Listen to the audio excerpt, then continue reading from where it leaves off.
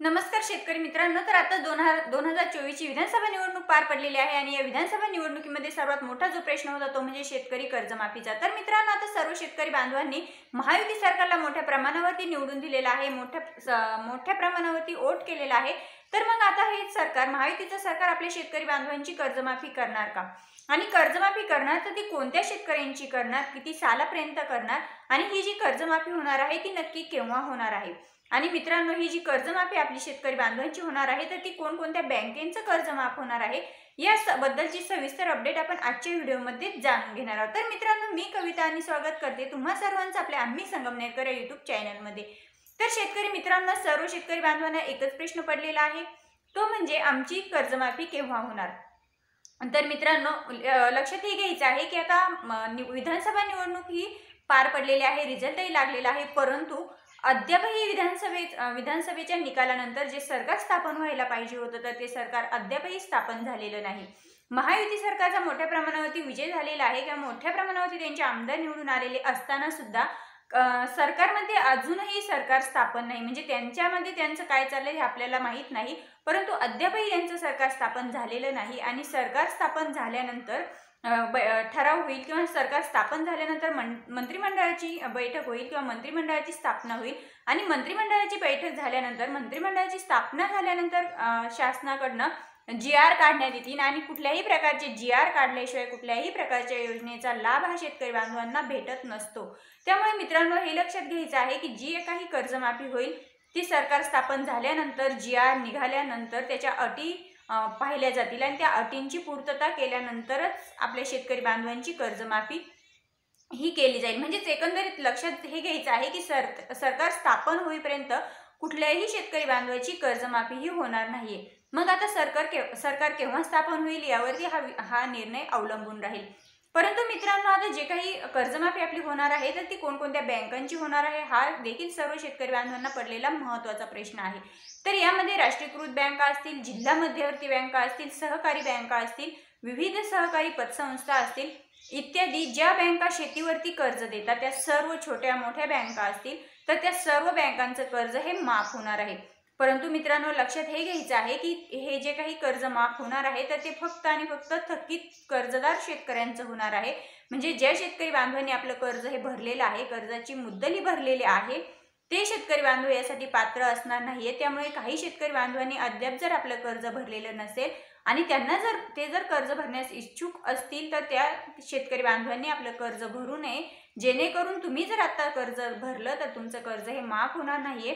त्यामुळे थकीत कर्जदार शेतकऱ्यांचंच कर्ज माफ होणार असल्यामुळे कुठल्याही शेतकरी बांधवांनी सध्या तरी आपलं कर्ज भरू नका। आणि मित्रांनो, या वर्षी म्हणजे 2024 च्या निवडणुका पार पडलेल्या आहे आणि त्यामुळे 100% नाही पण 99% तरी कर्ज माफ होण्याची शक्यता आहे। कारण आता विधानसभा निवडणुकीमध्ये महायुती सरकार असेल, या सरकारने आपल्या जाहीरनाम्यामध्ये स्पष्ट दिलेलं होतं की आमचं सरकार स्थापन झाल्यानंतर आम्ही शेतकरी बांधवांची कर्जमाफी करू।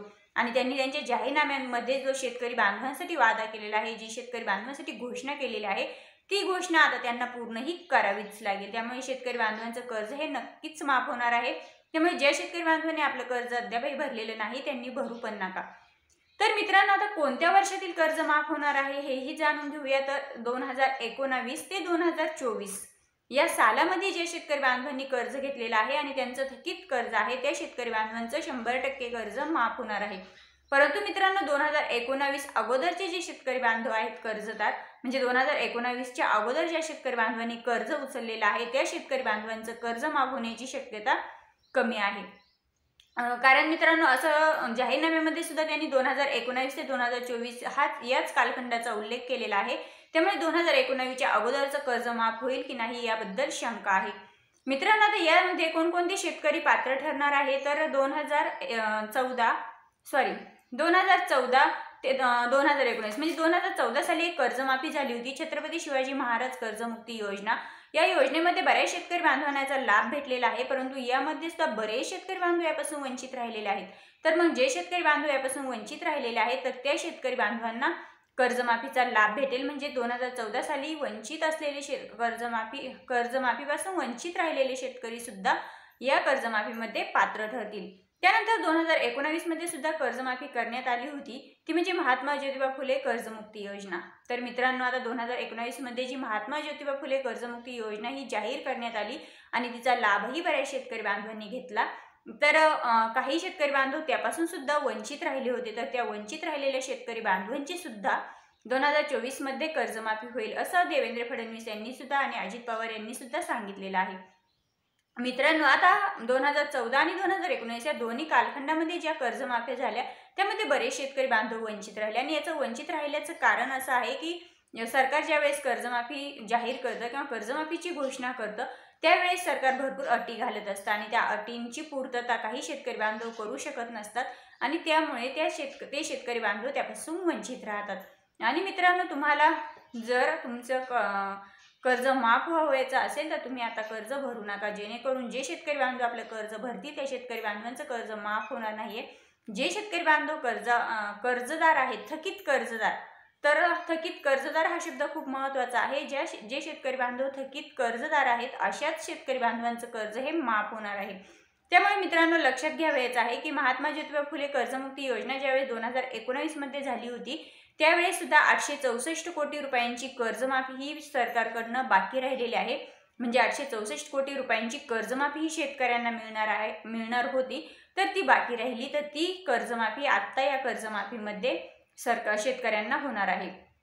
आणि तसेच छत्रपती शिवाजी महाराज कर्जमुक्ती योजना ही जी 2014 मध्ये झालेली आहे, तर या छत्रपती शिवाजी महाराज कर्जमुक्ती योजनेमध्ये सुद्धा 6.5 लाख शेतकरी बांधवांची कर्जमाफी बाकी आहे आणि त्या 6.5 लाख शेतकरी बांधवांना 6.5 कोटी रुपयांची कर्जमाफी ही घोषित झालेली आहे, परंतु ती मिळालेली नाही। तर मग त्या शेतकरी बांधवांना सुद्धा आता 2024 मध्ये कर्जमाफी मिळणार आहे।